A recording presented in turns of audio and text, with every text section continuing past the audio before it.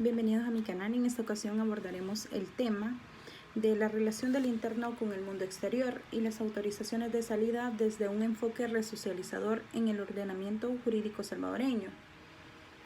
Para ello nos remitiremos a nuestras leyes penales y a nuestra Carta Magna, en lo que concierne a la situación misma de los internos o privados de libertad. Iniciaremos abordando el artículo 9 de nuestra ley penitenciaria, el cual en su inciso 8 nos indica que los internos tendrán el acceso a obtener o el derecho a obtener la información, ya sea escrita, televisiva o radial, que criterio del equipo técnico criminológico asignado por la Dirección General de Centros Penales favorezca a su rehabilitación o readaptación conforme a los límites previstos en la Constitución. También, siguiendo con este mismo artículo, en su inciso 9 nos indica que el interno tiene derecho a mantener relaciones familiares. En su inciso 10 prevé que tiene derecho a disponer dentro del centro del establecimiento de detención locales adecuados y dignos para la realización de visitas familiares e íntimas. También en el inciso 11 nos indica que tiene derecho a entrevistarse previamente con el juez de vigilancia penitenciaria y de ejecución de la pena, con el director del establecimiento, su defensor o cualquier profesional que lo asista en la atención de un problema personal o respecto de cualquier situación que afecte sus derechos. También nos indica que tiene derecho a la asistencia letrada en cualquier incidente que se suscite durante la ejecución de la pena. Es decir, desde la perspectiva de nuestra ley penitenciaria, el interno tiene derechos no solamente a permanecer dentro del centro penitenciario y a tener convivencia con otros internos o las actividades que se presenten ahí, sino también tiene derecho, como lo indica en el inciso 8, a tener información escrita o televisiva de cualquier situación social que se esté suscitando dentro de nuestro país o el exterior.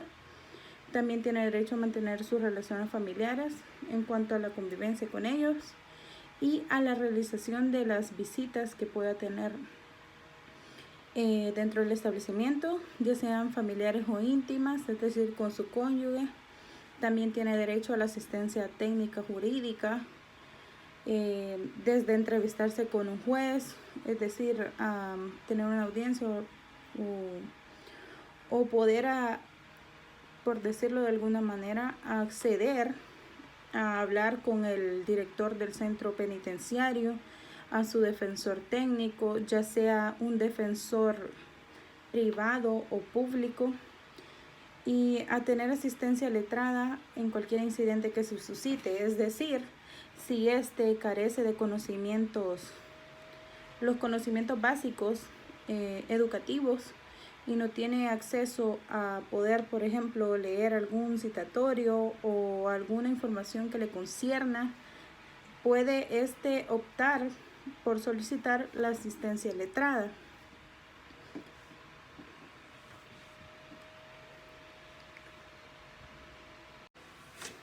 Continuando con la ley penitenciaria, en el artículo 10 nos indica que el interno sometido a detención provisional conservará los derechos y facultades constitucionales y los previstos en esta ley, y en consecuencia no se podrá obligar a realizar otras actividades penitenciarias que aquellas tendientes a conservar la finalidad de su detención de conformidad al Código Procesal Penal.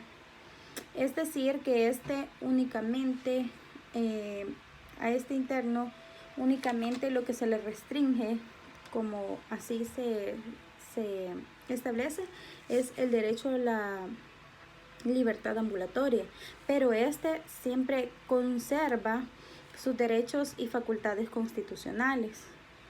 Es decir, que no puede ser obligado a realizar otras actividades que estén fuera de aquellas tendientes a preservar la finalidad de su detención. Además de ello, se establece en el artículo 11 de la ley penitenciaria también que los internos tendrán derecho a publicar y editar libremente artículos y ensayos de revistas, libros y periódicos o murales siempre que no se afecte la disciplina del centro penitenciario. Su publicación podrá hacerse por su propio medio o a través de imprentas estatales o privadas.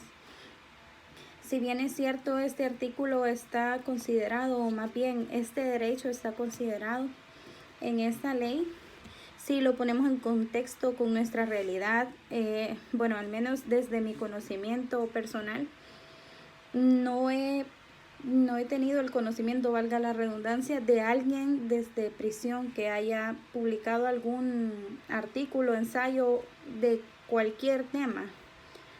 Si bien es cierto, está estipulado por falta de conocimiento o también por las mismas restricciones que se están poniendo, los internos no tienen acceso a este derecho que ya está establecido. En el artículo 12 establece que los internos tendrán derecho a disponer dentro del centro penitenciario de leyes, libros, revistas y periódicos de libre circulación en el exterior, con las limitaciones que en casos determinados aconsejen exigencias del régimen de los centros previa resolución razonada del Consejo Criminológico. Es decir, que los internos tienen derecho a la información actual del exterior, o sea, la que se suscita fuera de los centros penitenciarios.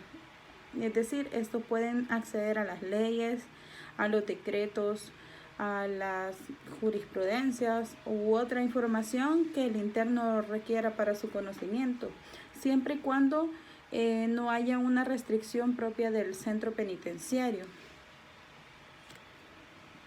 Ahora podemos abordar el reglamento de la ley penitenciaria, que en su artículo 179 establece que todas las personas que cumplen pena de prisión lo deben hacer en centros de cumplimiento de pena. Para ello hay una serie de centros de cumplimiento de pena que son diversos de acuerdo a las características de los mismos internos. Es decir, no de forma discriminativa, sino más bien de una forma que permita el ordenamiento correcto de estos y que no se le restrinjan derechos ni. En el artículo 179 del reglamento de la ley penitenciaria se indica que las personas que cumplen la pena de prisión lo deben hacer dentro de centros de cumplimiento de pena. Para ello, ya en el mismo reglamento se establecen diversos centros de cumplimiento de pena de acuerdo a las características, no en cuanto a discriminación, sino aquellas características diferenciadoras como por ejemplo la edad, el sexo u otro. Bueno, en cuanto a nuestra Carta Magna, en el artículo 11, en su inciso 2, se habla de que toda persona tiene derecho al habeas corpus cuando cualquier individuo o autoridad restrinja ilegal o arbitrariamente su libertad. También procederá el habeas corpus cuando cualquier autoridad atente contra la dignidad o integridad física, psíquica o moral de las personas detenidas.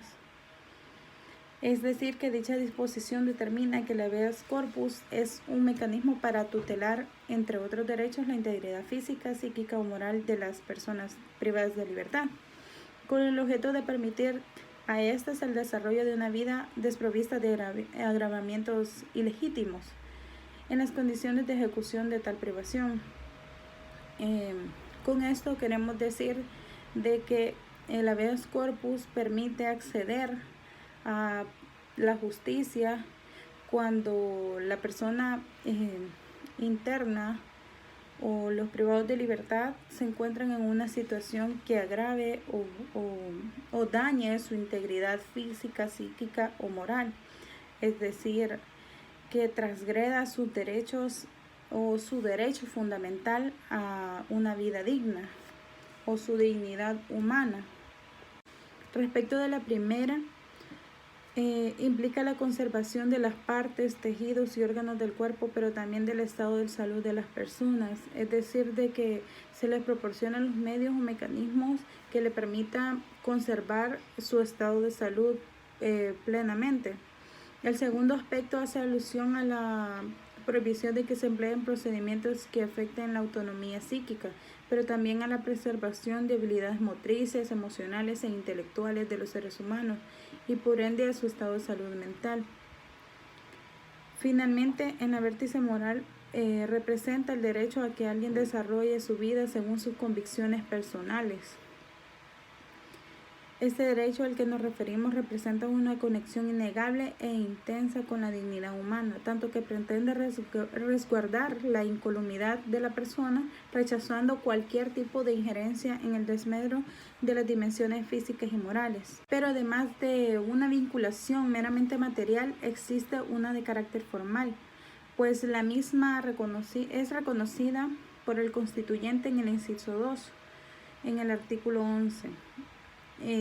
Ya que indica el derecho de amparo por el habeas corpus correctivo de acuerdo a la integridad. Se refiere asimismo a la dignidad humana, valor superior del ordenamiento jurídico, sobre el cual la jurisprudencia de la Sala de lo Constitucional ha manifestado que es el germen de los demás valores constitucionales. Es decir, que de esta emergen todos los demás valores de la dignidad humana y de la integridad misma del ser humano. Bien, vamos a hablar acerca de las actividades de tratamiento. Estas son algunas actividades que pueden realizarse dentro o fuera del centro penitenciario y que están estipuladas en el artículo 345, que cita lo siguiente: las actividades de tratamiento se realizan tanto en el interior de los centros penitenciarios como fuera de ellos, en función de cada caso en concreto, de las condiciones más adecuadas para la consecuencia de los fines constitucionales y legales de la pena privativa de libertad. En todo caso, la administración penitenciaria tendrá en cuenta los recursos existentes en la comunidad para la ejecución de las actividades de tratamiento penitenciario.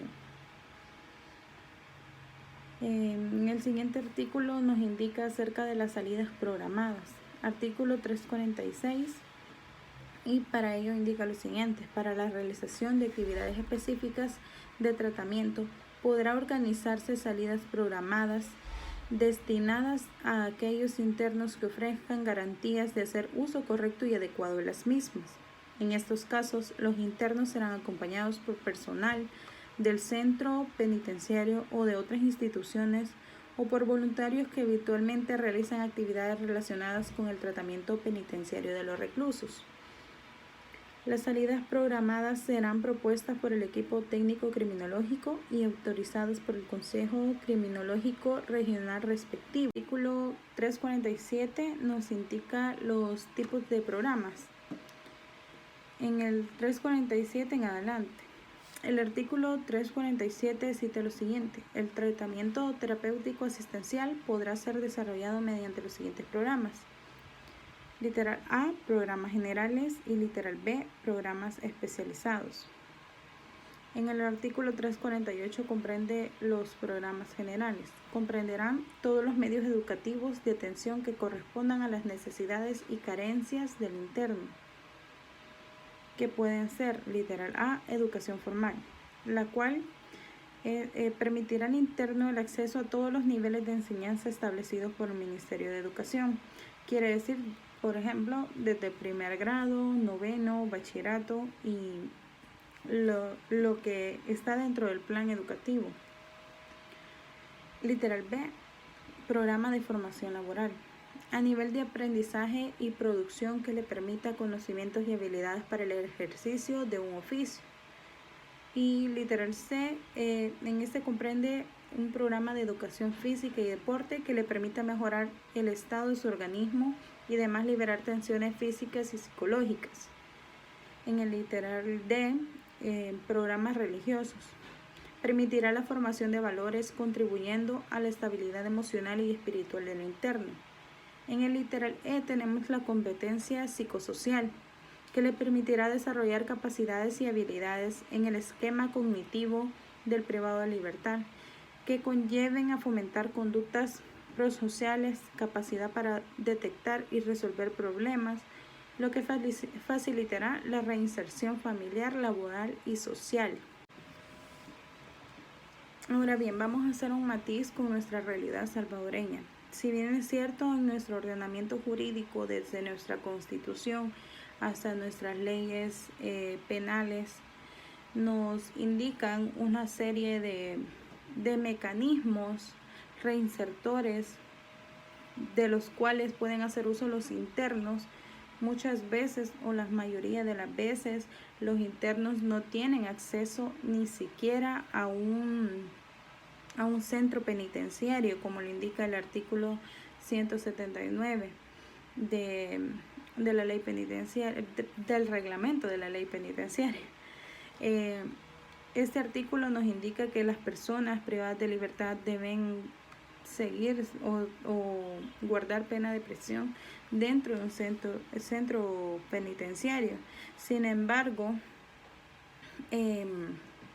nuestra realidad algunas veces no permite ni siquiera que los condenados tengan acceso a llegar al centro penitenciario. Si bien es cierto, el centro penitenciario tampoco cuenta con las condiciones dignas para un ser humano o las condiciones más adecuadas como lo establecen nuestras leyes, que tengan acceso a una alimentación que le permita mantener su estado de salud o todas las demás que sugiere nuestro ordenamiento jurídico. En nuestra realidad salvadoreña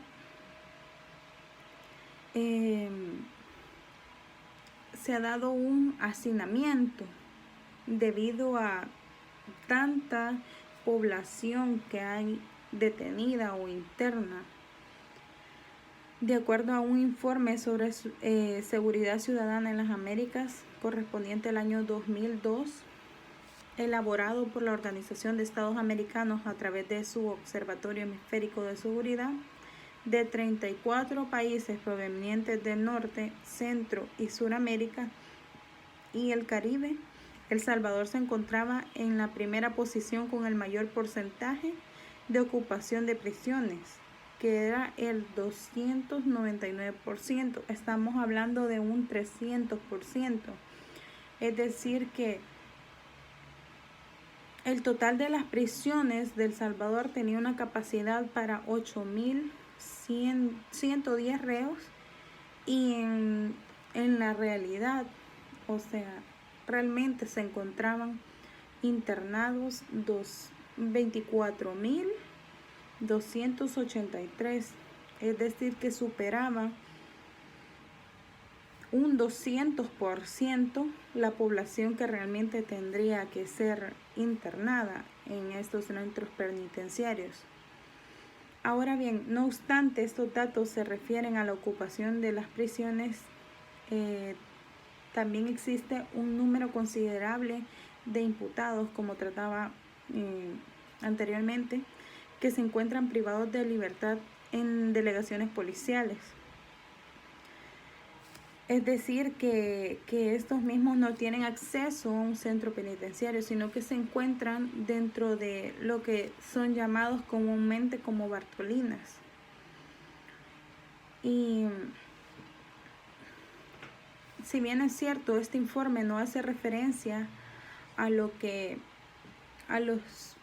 están guardando, a las personas, por decirlo de alguna manera, los internos privados de libertad, como se les quiere llamar, no hace referencia este informe a las personas que se encuentran en Bartolinas. En nuestra jurisprudencia, en algunas inconstitucionalidades, como por ejemplo en la 119/2014, nos permite conocer que el número de personas internas supera quizás más que un 200% el número que en realidad de personas tendrían que estar internadas en esas celdas que no son mayor a 3 por 3 metros y que internan aproximadamente 70 personas cuando realmente tendrían que albergar a unos 30